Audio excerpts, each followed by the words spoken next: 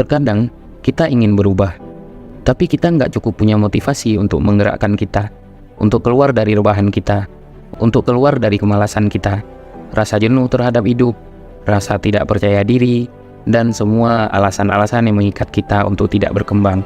Memang, sekali-kali kita butuh dikasih tahu secara keras, supaya kita mau berubah. Dan mudah-mudahan, 7 nasihat dalam video ini, itu bisa menjadi bahan bakar Anda untuk bergerak lagi. Ada 7 kata-kata yang sangat nampar banget, dan mari kita bahas satu persatu.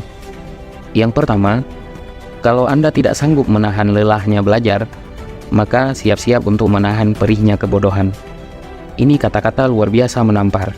Kata-kata Imam Syafi'i ini, saya bingkai, dan saya taruh di kamar anak saya waktu dia berusia 10 tahun.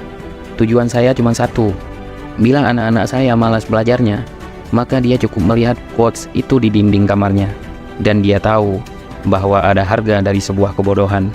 Karena menurut pengalaman saya, akan kelihatan sangat berbeda cara berpikir orang yang belajar dan cara berpikir orang yang tidak belajar.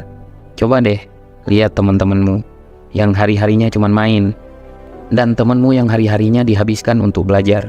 Sangat berbeda, apalagi cara berpikirnya. Kita sering heran melihat, kok ada ya sekat dalam pergaulan? Yang pintar bergaul dengan yang pintar-pintar saja, dan yang suka main bergaulnya dengan yang suka main juga. Ya emang pada akhirnya seperti itu.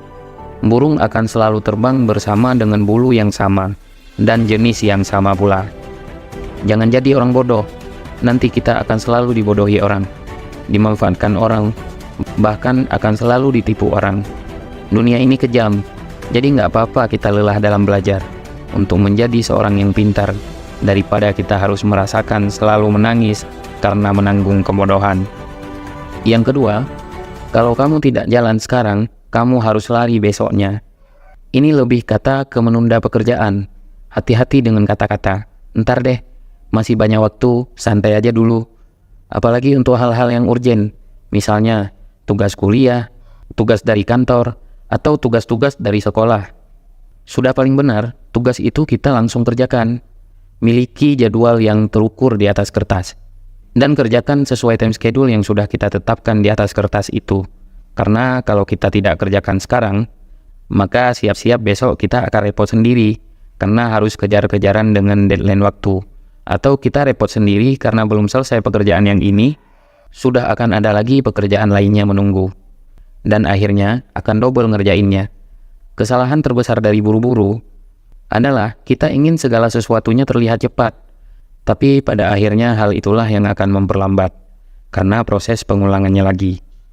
Yusuf Kala pernah bilang, masalah besar biasanya berasal dari masalah kecil yang tidak terselesaikan. Yang ketiga, kalau kamu nggak melakukan yang terbaik, jangan harap dapat yang terbaik. Untuk mendapatkan hasil yang luar biasa, dibutuhkan kerja yang luar biasa, itu sudah fitrahnya. Untuk mendapatkan hasil yang maksimal, dibutuhkan kerja yang maksimal, dan itu tidak bisa kita bantah. Anda tidak akan pernah mendapatkan hasil yang luar biasa dengan kerja yang biasa-biasa saja. Kerja yang terbaik, doa yang terbaik, insya Allah hasilnya pun akan terbaik. Kerja asal-asalan, hasilnya juga akan asal-asalan. Belajar seadanya, hasilnya juga akan seadanya. Yang keempat, saat kamu malas-malasan, banyak orang di luar sana mati-matian belajar. Di saat kamu sibuk dengan scrolling TikTok, orang lain mati-matian belajar. Di saat kamu sibuk dengan stalking Instagram, orang lain mati-matian belajar. Di saat kamu sibuk dengan gamemu berjam-jam, orang lain mati-matian belajar.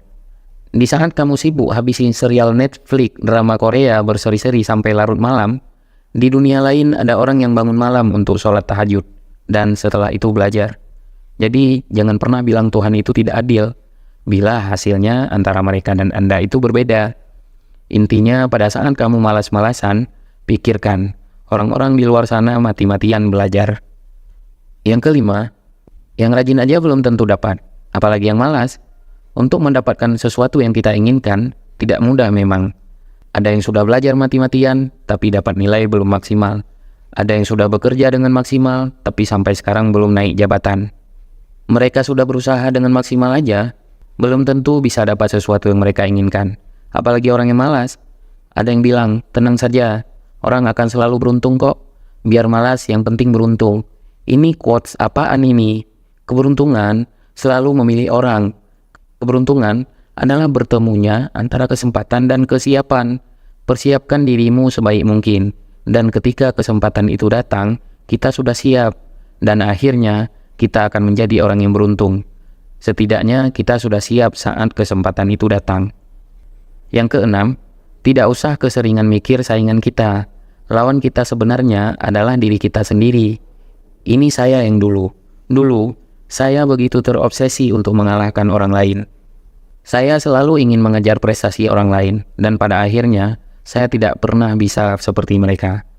Saya evaluasi apa yang salah, dan akhirnya saya sadar bahwa saat kita terlalu terobsesi untuk mengalahkan orang lain, kita tidak akan pernah bisa mengalahkan mereka. Tapi, pada saat kita mencoba untuk memperbaiki diri kita, untuk menjadi orang yang lebih baik dari waktu ke waktu, mengalahkan rasa malas kita, mengalahkan rasa jenuh kita, dan terus berkembang dan terus bertumbuh, maka rasa syukur itu akan muncul. Dan ketika rasa syukur itu muncul, pekerjaan akan jadi maksimal.